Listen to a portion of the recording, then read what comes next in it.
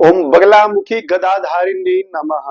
माँ बगलामुखी के प्रिय दर्शकों, साधकों, सभी को नमन। माँ बगलामुखी की कृपा सदैव सभी पर बनी रहे।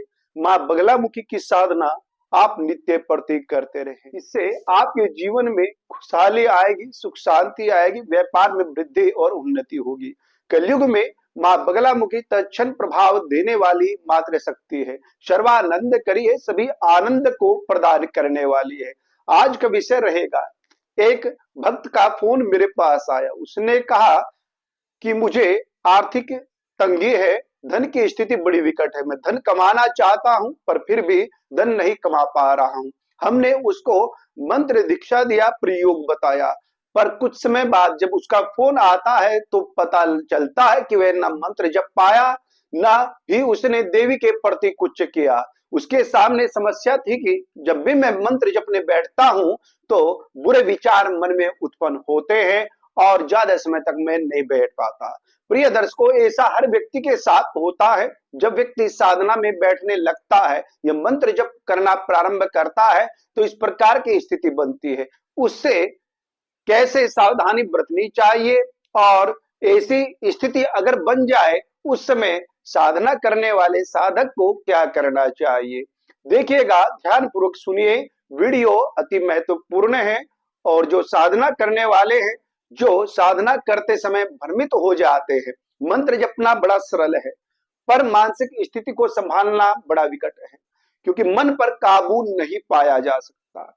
जब हम साधना में बैठते हैं मन इधर उधर भटकता है और आपका जो पाप प्रभाव है, जो ग्रह पीड़ा है, वह आपको रोकती है शुभ कार्य को करने से, दान पुण्य करने से, जप तप इत्यादि करने से, तीर्थ यात्रा करने से रोकती है। जहां सत्कर्म होता है वहां आप नहीं जा पाएंगे, ना कर पाएंगे। हाँ, कहीं पर मनोरंजन के संसाधन है, मस्ती करना है या फिर नशीले पदार्थों का सेवन करना है, गलत कार्य हो रहे हैं, आप वहां पर दौड़ करके जाएंगे और आपकी रुचि भी होगी। ये लक्षण होता है पाप प्रभाव का। तो ये ऐसी अवस्था में जब आपकी स्थिति ठीक ना हो, धन का अभाव हो और आप धन कमाना चाहते हैं, तब आपको देवी आराधना करना चाहिए। जब आप संकल्प लेते हैं, चाहे अष्टोत्तर सतनाम स्तोत्र का हो या मां बगलामुखी के मंदार मंत्र या 36 अक्षरी मंत्र का आप जप कर रहे होते हैं, ऐसी अवस्था में जब आप दीपक जला करके पीत आसन पर बैठ जाते हैं तो मां बगलामुखी का ध्यान करते हुए संकल्प के बाद जब प्रारंभ कीजिए। जब करते करते, क्योंकि शरीर सुप्त अवस्था में हो जाता है, जब करते करते आपका विचार अपने कार्यों पर रहेगा कि मुझे दिन भर ये कार्य करने हैं, मुझे उससे धन प्राप्त करना है, मुझे वहां पर जाना है, उससे मेरा विवाद है। इस तरह तरह की बातें मन में विचार होती रहेगी। जो आपकी साधना का समय है वह निकल पड़ता है और आपको फिर उसके उपरांत लगता है समय पूरा हो गया, क्योंकि ज्यादा तो नहीं, आप 2 से 4 माला करते हैं या 5 माला करते हैं। इसी बातों में, विचारों में आप समय व्यर्थ कर देते हैं। तो यहाँ पर आपको उस अवस्था में भी अपने आप को संभालना है। मन जब भी भटके तभी आपको मन को केंद्रित करना है और देवी के स्वरूप का ध्यान करना है। देवी के स्वरूप का ध्यान करते करते अपनी कामनाओं को, कि माँ देवी पीताम्बरा मुझ पर कृपा कर रही है, मेरे सभी संकटों को हर रही है, मुझे धन ऐश्वर्य प्राप्त हो रहा है, इस प्रकार से देवी के स्वरूप का ध्यान करना चाहिए और अपनी कामनाओं को लेकर के देवी से प्रार्थना करना चाहिए। यहाँ आप जब साधना प्रारंभ करते हैं, ये इस प्रकार की प्रक्रिया काफी दिन तक चलती है, आपका मन बिल्कुल भी नहीं लगेगा। आप सोचते हैं 10-10 मिनट बैठ के जब कर लिया जाए, 15 मिनट, 20 मिनट या आधा घंटा बैठ के जब कर लिया जाए, पर आधे घंटे तक आपका मन स्थिर नहीं होगा और आप आधे घंटे से पूर्व ही साधना करके उठ जाते हैं, मंत्र नहीं जप पाते। या तो आप अलग अलग तरह के मंत्र कर रहे होते हैं, कई बार उसी आधे घंटे के समय में आप हनुमान चालीसा का पाठ भी कर रहे होते हैं, दुर्गा सप्तशती भी पढ़ रहे होते हैं, श्री सूक्त का पाठ भी कर रहे होते हैं। आप हर देवी देवताओं के मंत्र स्तोत्र को पढ़ने का प्रयास करते उसी आधे घंटे में, और उसी आधे घंटे में आपका मन विचार रहा है, तरह तरह की जिज्ञासाओं में लिप्त है।